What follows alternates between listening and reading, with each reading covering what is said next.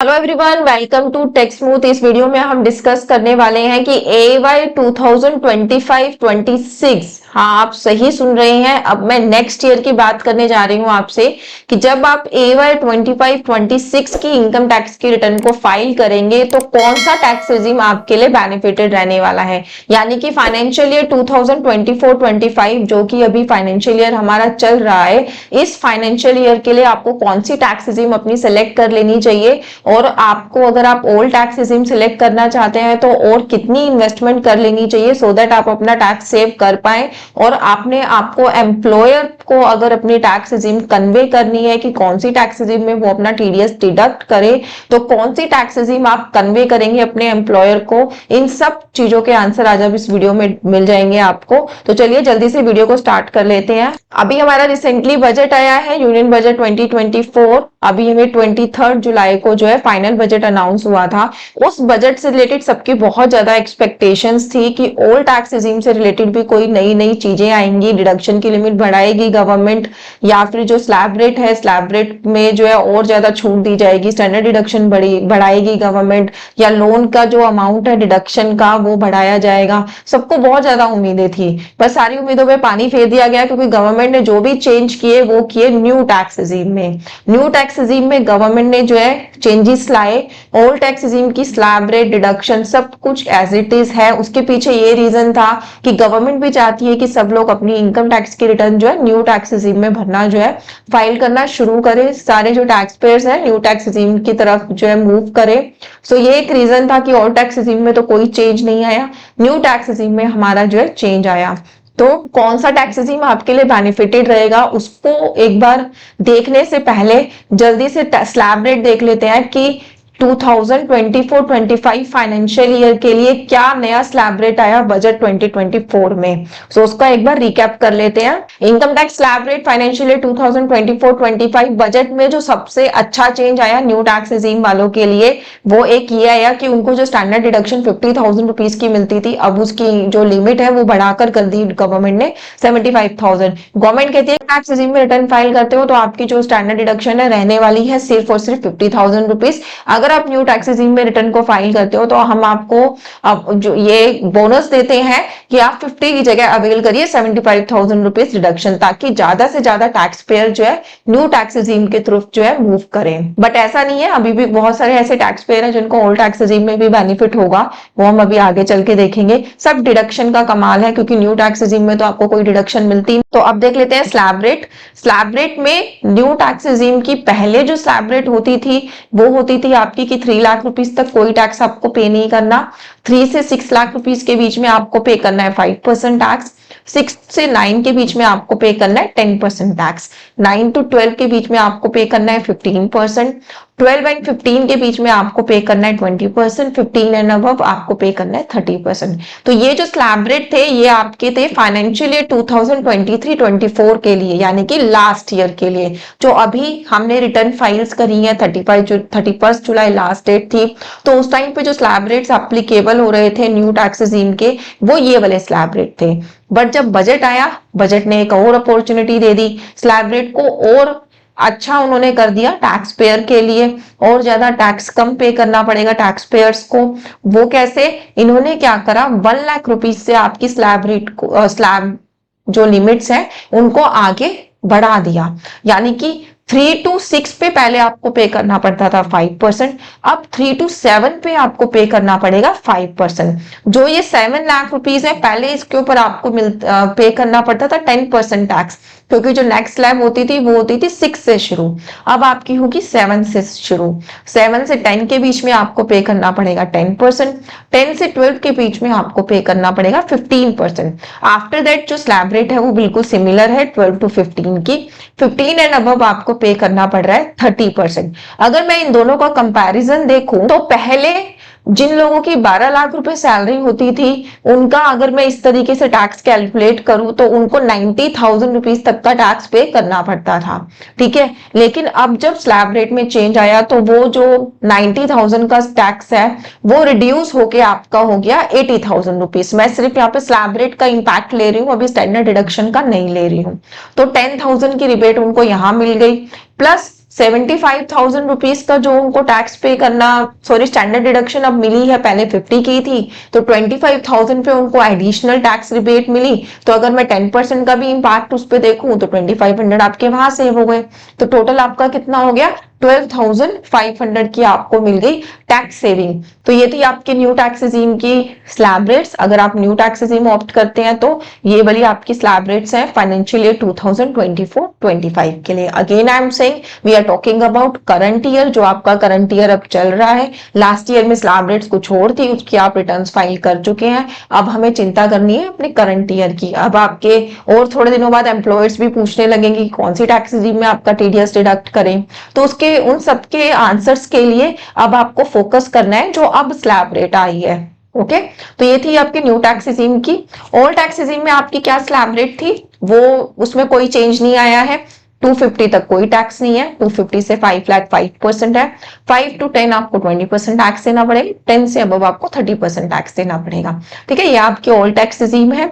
और इसमें जो आपके सीनियर सिटीजन है उनकी स्लैब रेट 3 लाख से शुरू होती है। अगर आप सुपर सीनियर सिटीजन है 60 अबव है तो आपकी जो स्लैब रेट है वो 5 लाख से शुरू होती है। सुपर सीनियर सिटीजन मतलब 80 ईयर्स से अबव है तो। ठीक है, तो ये सबको क्लियर है स्लैब रेट्स के बारे में कि कितनी किसकी स्लैब रेट्स है। अब एक कंपैरिजन मैं आपसे शेयर करती हूँ, बहुत इंटरेस्टिंग सा कंपैरिजन है। आई होप मेरी वर्किंग आपको पसंद आएगी। देखिए आपके सामने ना मैंने एक एक्सेल शीट खोली है। थोड़ा अगर आपको स्क्रीन में छोटा छोटा नजर आ रहा हो तो आप प्लीज उसको स्क्रीन को जूम करके देखिएगा। इसमें मैंने हर एक सैलरी को इसमें मैंने डाला है कि 7 लाख सैलरी होगी तो क्या होगा, 8 लाख होगी तो क्या होगा, 9 होगी तो क्या होगा। तो ऐसे करते करते मैंने जो है 36 लाख रुपीस तक की सैलरी को यहाँ पे काउंट किया है। और यहाँ पे दोनों टैक्स रिजीम्स को मैंने कैलकुलेट किया है, ओल्ड टैक्स रिजीम को भी और न्यू टैक्स रिजीम को भी। तो यहाँ पे देखते हैं कि आप किस सैलरी ग्रुप में आ रहे हैं और आपके लिए कौन सी टैक्स रिजीम जो है बेनिफिटेड रहने वाली है। तो मैं पहले एक आपको एग्जाम्पल इसमें समझा देती हूँ सो दैट आपको सारे कॉलम्स जो है समझ में आ जाए। तो पहला मैंने लिया एग्जाम्पल, लेट सपोज मैं जो है 9 लाख रुपीस का ले लेती हूँ। ठीक है, 9 लाख रुपीस मान लीजिए आपकी सैलरी है और अगर आपने इन्वेस्टमेंट कर रखी है 80C के अंदर जिसमें आपको 1.5 लाख की डिडक्शन मिलती है, तो उसमें आपको 1.5 लाख की यहाँ पे डिडक्शन भी मिल रही है। इसको हम थोड़ा कलर कर लेते हैं सो दैट आपको, मैंने थोड़ा शीट को जूम कर लिया है सो दैट आपको थोड़ा क्लियर नजर आए। ठीक है, अभी हम बात कर रहे हैं कितनी इनकम की हम बात कर रहे थे, सॉरी 9 लाख रुपीस की हम लोग बात कर रहे थे कि अगर मेरी इनकम 9 लाख रुपीस हुई और मैंने जो डिडक्शन है उसकी तैयारी कर रखी है कि मैं 1.5 लाख तो एटीसी में क्लेम कर लूंगी। ठीक है, तो मेरे को कितना टैक्स जो है पे करना पड़ेगा। तो इस केस में देखिए अगर आपका होम लोन भी चल रहा है उसका भी अगर आप इंटरेस्ट क्लेम करते हैं तो 2 लाख रुपए डिडक्शन आपको ये मिल गई, तो टोटल आपको डिडक्शन मिल गई 4 लाख रुपए की। तो आपका जो टैक्स बनेगा वो बनेगा 5 लाख रुपए की इनकम पे, क्योंकि 9 लाख में से आपका 4 लाख रुपए डिडक्ट हो जाएगा, 5 लाख आपकी इनकम है। तो 5 लाख पे देखिए ओल्ड टैक्स रिजीम के ऊपर तो आपको कोई टैक्स नहीं है क्योंकि 5 लाख रुपीस तक आपको एक 87A की रिबेट है, आपको वो मिल जाती है, तो आपको उसके ऊपर कोई टैक्स पे करना नहीं पड़ता। बट सेम एज अगर मैं न्यू टैक्स रिजीम की बात करूं तो न्यू टैक्स रिजीम में जो टैक्स लायबिलिटी है वो आपकी 7 लाख के बाद शुरू होती है। 7 लाख से पहले आपको कोई टैक्स पे करना जरूरत नहीं है क्योंकि उसमें भी आपको मिलती है 87A की रिबेट। ओके, बट हमारी इनकम है 9 लाख रुपीस की, डिडक्शन मुझे कुछ मिलती नहीं है न्यू टैक्स रिजीम में, सिर्फ एक स्टैंडर्ड डिडक्शन मिलती है वो की 75,000 रुपीज मैंने यहाँ लिया है। और जब मैं ओल्ड की बात करूं तो मैंने जो लिया है वो सिर्फ और सिर्फ 50,000 रुपीज की डिडक्शन को यहाँ पे क्लेम किया है, क्योंकि अब न्यू और ओल्ड पहले दोनों में 50-50 होती थी, अब ये चेंज हो गई है, एक में 50 और एक में 75, तो मैंने यहाँ पे 75 लिया है। तो 9 लाख में से जब 75 की रिडक्शन मुझे मिल गई तो मेरी जो इनकम आई वो आई 8,25,000। 8,25,000 में से अब 3 लाख, अब आप स्लैब रेट अपना कैलकुलेट करना शुरू करेंगे कि 3 लाख तक आपको कोई टैक्स नहीं देना। 3 to 7 पहले होता था 3 to 6, अब है आपका 3 to 7। 3 to 7 आपको कितना पे करना है, 5% tax which is 20,000 rupees. Okay, तो 7 to 10 आपका हो गया 10% टैक्स विच इज कितना हो गया आपका 30,000 रुपीज। तो टोटल हो गया आपका 50,000, 10 लाख रुपीज तक। तो इसको जब मैंने कैलकुलेट किया 8,25,000 की इनकम पे तो मेरा जो टैक्स निकल के आया वो आया 32,500 रुपीज विद सेस। जो मुझे टैक्स देना है वो पे करना है 33,800 रुपीज। जबकि new tax old tax regime में मुझे कितना टैक्स पे करना था, कुछ भी टैक्स पे नहीं करना था, नील था। अगर मेरी डिडक्शन 4 लाख रुपीज की होती तो सेम एग्जाम्पल में मान लीजिए आपकी एटीसी की डिडक्शन है, आपका कोई होम लोन नहीं है, मैंने इसको कर दिया 0। जैसे ही मैंने इसको 0 किया, ये देखिए मेरी जो ओल्ड टैक्स रेजिम की जो टैक्सेबिलिटी है, जो टैक्स है, वो आ गया 52,500 रुपीज। इसके ऊपर जब मैंने सेस ऐड किया तो हमारा आया 54,600 रुपीज। और मेरी जो इनकम है, अगर मैं कंपेयर करूं तो मेरा ओल्ड टैक्स रेजिम में ज्यादा टैक्स बन रहा है, जबकि न्यू टैक्स रेजिम में कम बन रहा है। तो यूजुअली जो हमने प्रैक्टिस देखी है उसमें 1.5 लाख की डिडक्शन तो सबकी होती है ओल्ड टैक्स रेजिम के अंदर। होम लोन जो है 80% लोगों का होम लोन भी चल रहा होता है। तो it all depends upon your deductions कि कितने की आपकी डिडक्शंस हैं, तो आपको कौन सी टैक्स रेजिम जो है बेनिफिट करने वाली है। क्योंकि न्यू टैक्स रेजिम में आपको कोई भी डिडक्शन नहीं मिलती है, बस एक एनपीएस की आपको एम्प्लॉयर कंट्रीब्यूशन की डिडक्शन मिलती है अंडर सेक्शन 80 सीसीडी 2B।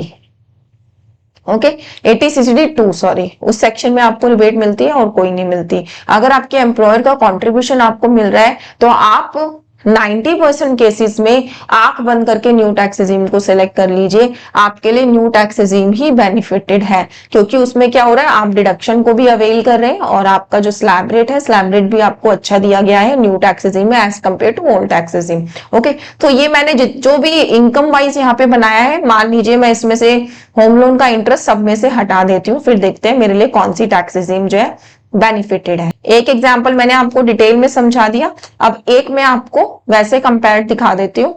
ये है मेरा कंपैरिजन। मेरी इनकम है 7 लाख, 8 लाख, 9 लाख, 10 लाख, 11 लाख, 12 लाख, 13 लाख। ठीक है, इस तरीके से मैंने जो है 36 लाख रुपीस तक मैंने इनकम अपनी जो है दिखाई है। अब इसमें आपकी कितनी रिडक्शन है इस एग्जाम्पल के अंदर? इस एग्जाम्पल के अंदर जो आपकी रिडक्शन है वो है सिर्फ और सिर्फ 1.5 लाख रुपए की, जो आपकी एटीसी की डिडक्शन होती है। बाकी स्टैंडर्ड डिडक्शन में जो वेरिएंस है वो है ही, एक में 50 मिल रहा है, एक में 75 मिल रहा है। अभी ये मान के चल रही हूँ आपने जो नॉर्मल डिडक्शन है 1.5 लाख रुपए की, वही आपने जो है इन्वेस्टमेंट कर रखी है। आपका कोई होम लोन नहीं चल रहा, कोई आपका एनपीएस नहीं है, कोई आपका मेडिक्लेम नहीं है। ठीक है, इसके अकॉर्डिंग अगर मैं देखूं तो अगर आपकी 8 लाख रुपए इनकम है तो आपके लिए न्यू टैक्स रेजिम बेनिफिटेड है। 9 लाख रुपए इनकम है तो भी आपके लिए न्यू टैक्स रेजिम बेनिफिटेड है। 10 है तो भी न्यू टैक्स रेजिम बेनिफिटेड है। ऊपर रेड कलर वाली ओल्ड टैक्स रेजिम है, ब्लू कलर वाली आपकी न्यू टैक्स रेजिम है। तो ये देखिए आगे बढ़ते बढ़ते बढ़ते 17 में भी न्यू लैक बेनिफिटेड है, 18 में भी, 20 में भी, 25 में भी। ये देखिए मैं ना 36 लाख की टर्नओवर तक चली गई, यहां तक भी 36 लाख की इनकम तक भी आपके लिए न्यू टैक्स रेजिम ही बेनिफिटेड है, अगर कि आपकी जो डिडक्शन है वो सिर्फ और सिर्फ आपकी 1.5 लाख रुपए की है। तो अब इसमें मैं डिडक्शन थोड़ी और बढ़ा लेती हूँ। मैं मान लेती हूँ कि आपकी जो है उसकी जो होती है ना हेल्थ इंश्योरेंस की, वो भी आपने जो है ले रखा है। जो अगर आप पर्सनल लेते हैं तो 25,000, अगर पेरेंट्स का भी होता है तो दैट अमाउंट विल बी 50,000। ठीक है, तो अभी मैं नॉर्मल अमाउंट लेके चलती हूँ क्योंकि 25,000 तक ही रहता है ज्यादातर सबका इन्वेस्टमेंट, कि आपने 25,000 तक की ले रखी है। अब देखिए आप ये कंपैरिजन, नीचे हमारा कितना कंपैरिजन चेंज हुआ एक 25,000 की रिडक्शन के बाद। अभी भी देखिए आपकी न्यू टैक्स रेजिम बेनिफिटेड है, लास्ट तक न्यू टैक्स रेजिम ही बेनिफिटेड है, क्योंकि जो मैंने डिडक्शन डाली उसका कोई मेजर अमाउंट था नहीं, सिर्फ 25,000 का था। अब हम इस डिडक्शन को और बढ़ाते हैं। मान लीजिए आपने एनपीएस में भी इन्वेस्टमेंट कर रखा है 50,000 रुपीज का। ठीक है, एनपीएस में आपको अलग से मिलती है ना, 80 सीसीडी आईबी में मैक्सिमम 50,000 की आपको रिबेट मिलती है ओल्ड टैक्स रेजिम में। तो मैंने मान लिया कि आपने उसमें भी इन्वेस्टमेंट कर रखा है। अब इसको हम देखते हैं कि अब कौन कौन सी इनकम पे कितना इंपैक्ट पड़ेगा इसका। अब ये देखिए अभी भी जो आपके लिए बेनिफिटेड है वो है 8 लाख की इनकम पे तो ओल्ड टैक्स रेजिम आपके लिए बेनिफिटेड है। जब आपकी इनकम कम थी तो ओल्ड टैक्स रेजिम आपके लिए बेनिफिटेड है। 9 लाख की इनकम पे भी आपके लिए जो है न्यू टैक्स रेजिम बेनिफिट में आ गई। ठीक है, 10 लाख की इनकम पे भी न्यू टैक्स रेजिम, 11 लाख की इनकम पे भी न्यू टैक्स रेजिम। यानी कि 8 लाख की अगर आपकी इनकम है और आपकी जो डिडक्शंस हैं वो है आपकी, आपने 80C भी पूरा ले रखा है, मेडिक्लेम भी ले रखा है और 80CCD1 भी ले रखा है। ओवरऑल जो आपकी रिडक्शन है वो है 2,75,000 की। ठीक है, 8 लाख की इनकम पे अगर 2,75,000 की आपने रिडक्शन क्लेम कर रखी है तो आपके लिए ओल्ड टैक्स रेजिम ज्यादा बेनिफिटेड है। अदरवाइज उसके बाद 9 लाख पे, 10 लाख पे, 11 लाख पे जितनी भी आपकी इनकम हो आपके लिए बेनिफिटेड रहने वाली है न्यू टैक्स रेजिम। तो अगर आप इस क्राइटेरिया में हैं तो आप अपने एम्प्लॉयर को आंख बंद करके बोल दीजिए कि मेरे लिए न्यू टैक्स रेजिम आप सिलेक्ट कर लीजिए, वही आपके लिए बेनिफिटेड साइड है। अब इसमें एक चीज और ऐड कर लेते हैं। लेट सपोज आपका होम लोन भी चल रहा है जी। होम लोन का इंटरेस्ट आप कितना ले सकते हैं, 2 लाख रुपए आप रिबेट क्लेम कर सकते हैं। आप डाल दीजिए यहाँ पे 2 लाख रुपीस। अब यहाँ से देखिए क्या पिक्चर ही चेंज हो जाएगी, क्योंकि 2 लाख की डिडक्शन तो बहुत मेजर डिडक्शन होती है। अब आपकी जो टोटल डिडक्शन है वो कितनी हो गई, 4,75,000। 4,75,000 की आपने रिबेट डिडक्शन क्लेम कर ली है अपनी इनकम में से। अब देखते हैं कि आपको कौन सी टैक्स स्कीम यहाँ पे बेनिफिटेड है। इस डिडक्शन में 50,000 रुपीज आपकी स्टैंडर्ड डिडक्शन का अमाउंट भी इंक्लूडेड है। ओके, तो अब देखिए जब आपकी 9 लाख रुपए की इनकम होती है ना, तब भी आपको कोई टैक्स पे नहीं करना as per old tax regime. अगर आपकी जो है 4 लाख के आसपास की रिडक्शंस हैं तो, और न्यू टैक्स रेजिम में आपको पे करना है 33,000 रुपीज टैक्स। सेम है, जब आपकी इनकम 10 लाख रुपए की होगी तब आपके लिए ओल्ड टैक्स रेजिम बेनिफिटेड है। 11 की होगी तब भी आपके लिए ओल्ड टैक्स रेजिम बेनिफिटेड है, क्योंकि देखिए आपकी डिडक्शंस जो है यहाँ पे बढ़ गई। जैसे आपकी डिडक्शन बढ़ी आपने ओल्ड टैक्स रेजिम में उसकी रिबेट क्लेम करी, और क्योंकि ओल्ड में उसकी रिबेट अलाउ है न्यू में नहीं है, तो आपको इतना टैक्स पे नहीं करना पड़ रहा ओल्ड टैक्स रेजिम में as compare to new tax regime में। बट इसका भी एक कहीं ना कहीं आपका ब्रेक इवन पॉइंट है। अब हम यहाँ पे अगर आपकी डिडक्शन 4 लाख रुपए की है ना, वहां पर अब हम एक बार ब्रेक इवन पॉइंट की बात करें कि आपका ब्रेक इवन कहाँ पे है, तो ये देखिए 16 लाख रुपए तक की इनकम पर भी आपको जो है न्यू ओल्ड टैक्स रेजिम ही बेनिफिटेड है। सॉरी, 15 लाख की इनकम पे आपको ओल्ड टैक्स रेजिम बेनिफिटेड है, क्योंकि ओल्ड में बन रहा है आपका टैक्स 1,22,000 का और न्यू में बन रहा है 1,30,000 का। जब आपकी इनकम 1 लाख रुपए से बढ़ गई 16 लाख रुपए हो गई, तो आपकी जो टैक्स की लायबिलिटी है वो कितनी बन गई, ओल्ड में बन गई 1,56,000, न्यू में बन गई 1,53,000। तो यहाँ पे आपके लिए न्यू टैक्स रेजिम बेनिफिटेड है।